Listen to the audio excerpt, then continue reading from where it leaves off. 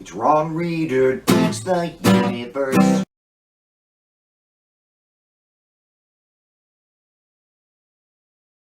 I'm Ron Reader, and this is Ron Reader Digs the Universe. And tonight, that special something about Southern racism.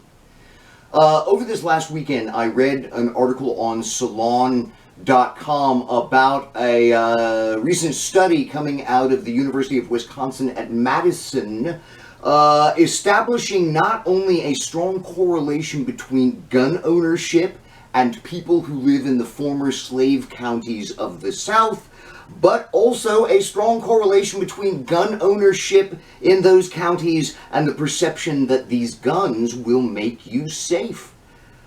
Not surprising in a lot of ways, but it reminded me of the reaction I got some years back talking about celebrity chef Paula Deen's racism scandal.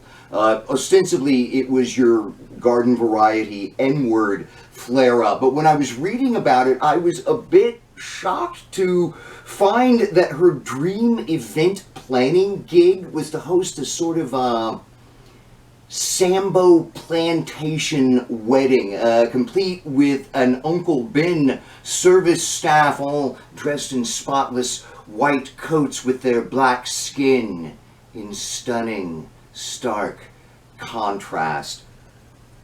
Totally racist. I mean, straight up minstrelsy. Way worse than just, a simple utterance of the N-word. Now, I was trying to make the point that Southern culture, white Southern culture, is riddled with tropes, memes, and concepts, all directly descending from slavery and Jim Crow, but a lot of people didn't get it. Stop picking on the South, they told me. Racism is everywhere.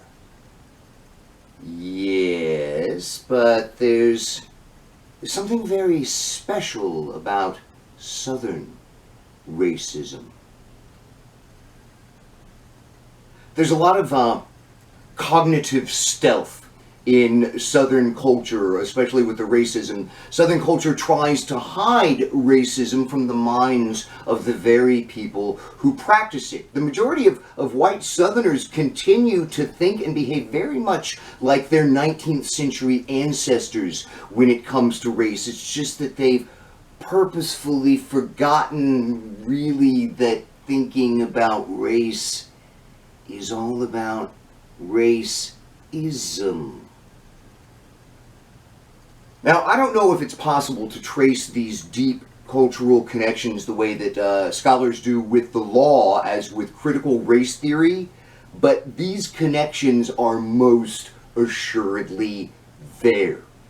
You see it in the presumption of black guilt, a necessary consequence of the Reconstruction era's constructed notion of the black criminal.